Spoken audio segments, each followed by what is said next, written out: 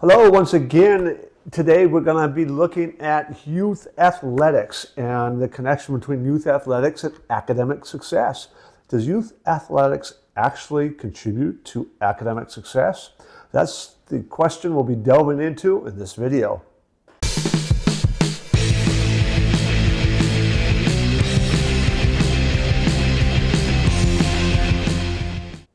In the beginning of this video, we'll be talking about how athletics and youth sports in general impact academic success. Then we're going to be talking about what those psychological benefits are of youth sports.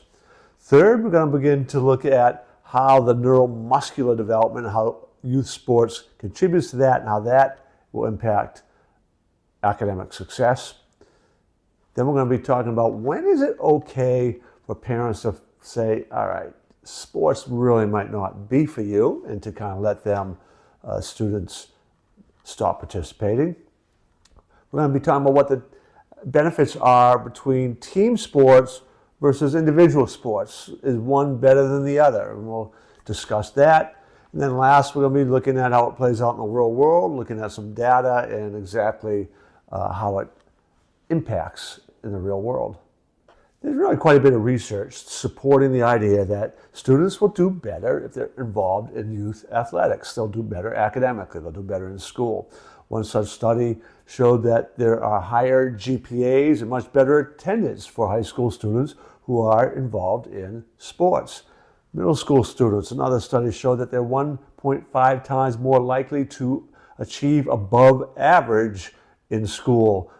There's reasons for that, and some of those are the commitment and the connection between needing to maintain academic grades while involved in youth sports, because school systems and districts and colleges even, right, who are looking for that participation have certain expectations of academic success in order for you to stay competing on youth sports. So kids who get involved and they build that camaraderie, that social connection, the connection with coaches and teammates and all, they want to keep participating, therefore they need to do well.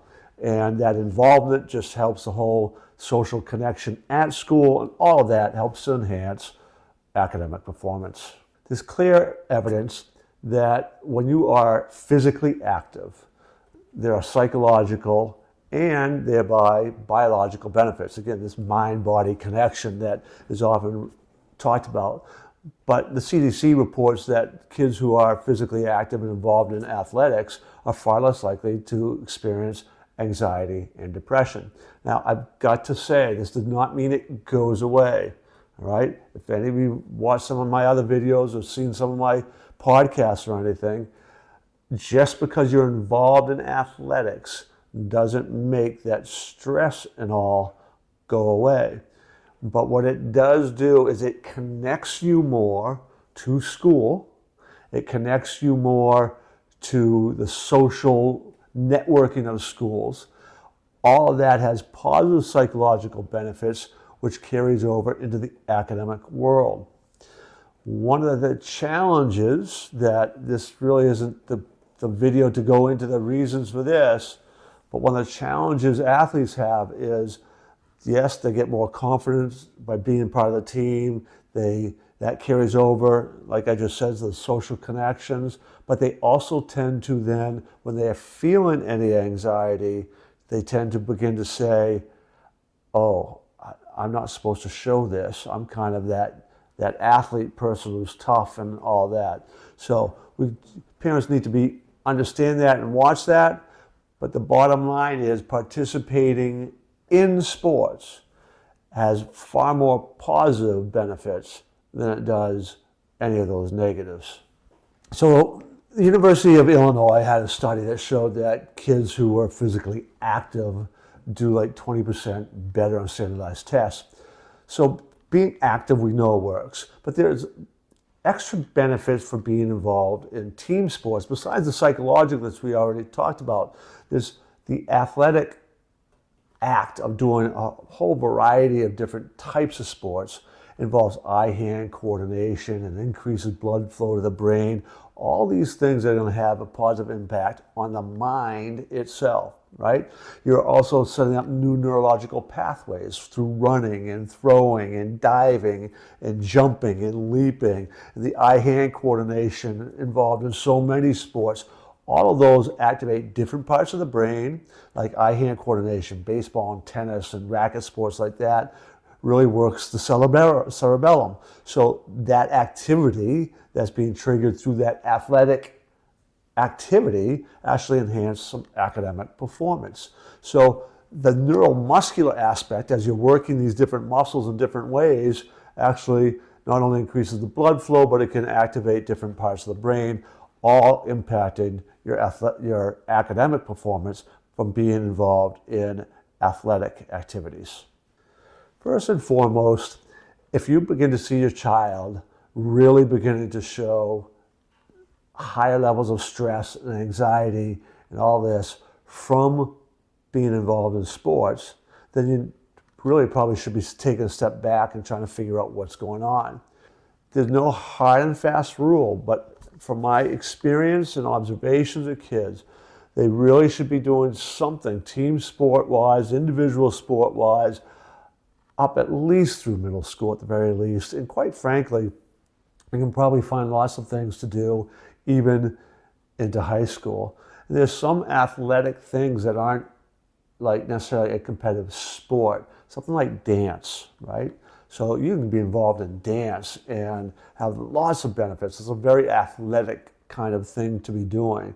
And there's things like synchronized skating and swimming and things that you don't necessarily find within high school things, but depending on where you live, you might have those opportunities in community-based programs. So be looking for some of those individual kinds of things as well as alternative team activities that aren't necessarily the mainstream. I'll throw out one other one too, is things like martial arts, right? Or some of the quote combat sports, wrestling, martial arts. In some cases, somebody might even consider boxing. Again, some of those issues with injuries and all that, that'd be for you guys to talk about. But there are some other alternatives that, besides necessarily what's just offered through school programs, that you should really probably be checking out. But ultimately, if it's really creating a lot of anxiety and stress that's real obvious, you need to consider having to do something else or stepping away. There have been some unique studies about the difference between team sports and individual sports. And by team sports, we're talking about when you are on the athletic field with teammates working cooperatively or together. Things like basketball, soccer, baseball, football, hockey, those traditional team sports versus individual sports, which they typically are talking things like track and field, swimming, cross-country running, those kind of sports. Now, it's important to kind of think about what this data is showing, but the first set of data points is like these team sports tend to the social development and the cooperative development of youth tends to improve. If you really think about it, that kind of makes sense because they're all working on the field together for a particular goal, right? Which is a little bit different than the team idea in individual sports. So track and field, you are competing individually. You're competing against yourself, essentially. But as a team, you're trying to score and win. So there's some subtle differences there. But those people who are involved in more individual sports tend to do better in setting and trying to achieve individual goals. Well, of course, right? That kind of makes sense too. One aspect of those individual team sports, swimming, track and field are two common ones, cross-country running, is depending on how well the coach does, they can really develop really close-knit social connections. So we don't want to discount the idea of that social development by being on one of those. What's just a little bit different is the interaction amongst teammates isn't quite the same as those team sports simply by the nature of those sports. It does not mean that they don't develop those, right? So I just wanted to kind of make that clear.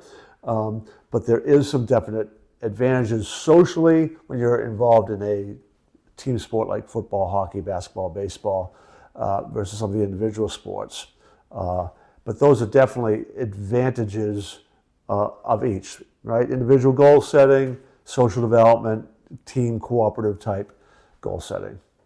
So how can this all play out in the real world? I want to tell you about a particular student.